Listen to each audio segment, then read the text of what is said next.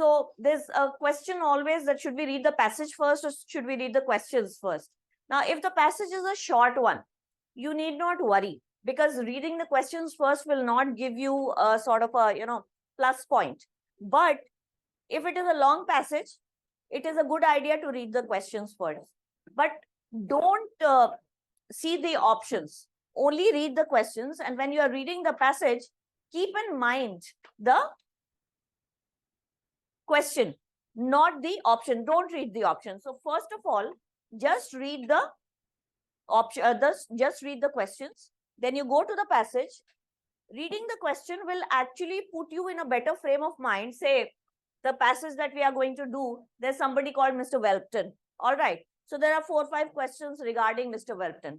So now if you read these questions that they are about Mr. Welpton and they are asking, okay, what did Mr. Welpton say in the first paragraph or in the second paragraph? So whatever he has said, just, abhi to aaj to pen and paper mein aap log kar rahe, but when you do in online, you'll always have a rough sheet.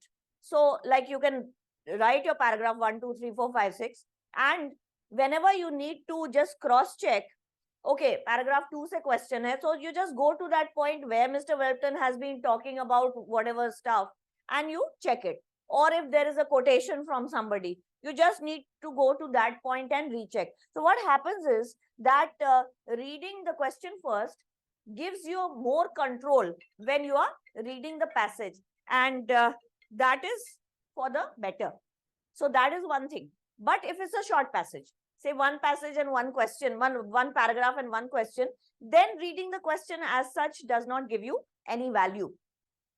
Then once you've read the question, you go to the passage, okay, you made your points, you come back to the question, which is a normal thing. So when you come back to the questions, you go to the first question. Now you've already written in your reference point ki first question ka most probably the answer is in paragraph 3. So go to paragraph 3, read 1 or 2 lines above that point and create a mental answer. Whatever the question is asking you, please create a mental answer. Mental answer meaning something like we used to do in school where there was no MCQ. So you used to create your own answer. So create your own answer and just decide, okay, what am I looking for in the passage as regards the question? And you need to just keep in mind those 2, 3, 4 points that you're looking for and match it with the given options.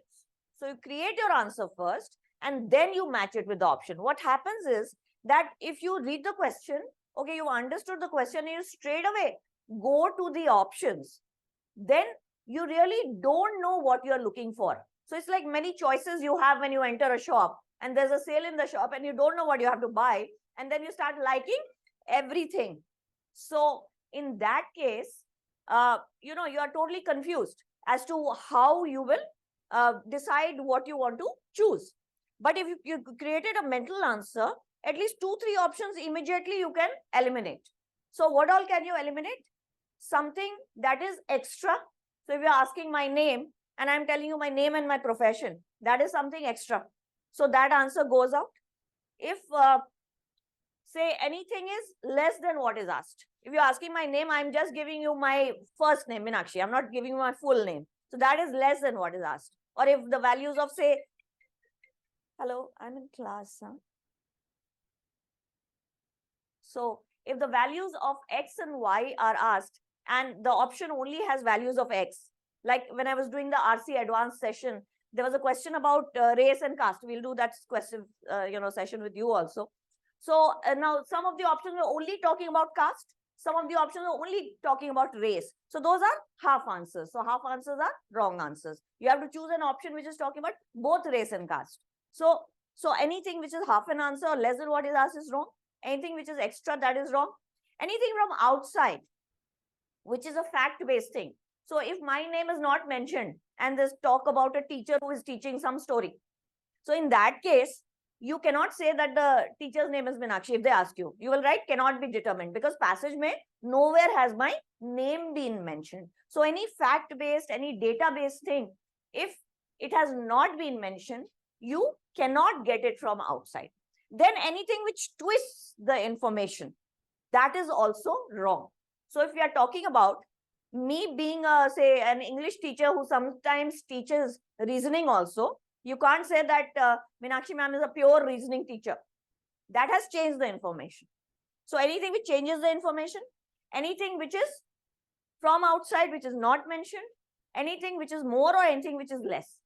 So once you've created your answer, then only you can decide which is more, which is less, which is from outside. But अगर आप कुछ भी answer सोचे नहीं हो, तो आपको सभी ऑप्शंस में कुछ ना कुछ पॉइंटर्स दिखेंगे which are very similar to what has been said. Like जिसमें हाफ आंसर दिखेगा, उसको भी लगेगा आप उसको भी कंसिडर करना शुरू कर दोगे. जिसमें मेरा say हाफ नेम भी दिया हुआ है या my name and profession is there. So what happens, say in quants, if you are looking for a 10 answer, you know that 9.5 is wrong, you know that 11 is wrong, or even 10.1 is wrong.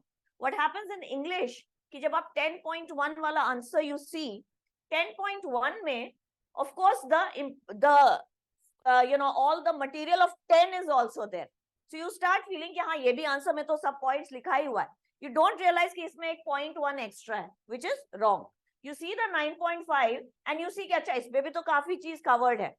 You don't see कि इसमें 0.5 कम है. Quants में numerically we can see. By English में you cannot see that unless you have actually decided whether I need the 9.1, 10 or 10.1. वो जब आप decide कर लेते हो, then it becomes very easy to eliminate the wrong option. Otherwise आपको 3 options similar लगेंगे. लोग जो बोलते हैं 2 option में आके फंस जाते हैं, वो इसीलिए होता है. That is why it happens, because you have not pre-decided what you are looking for. And if you cannot pre-decide, that means या तो आपको passage नहीं समझ आ रहा है, या फिर question क्या पूछ रहा है, what the question is asking, you are not able to understand.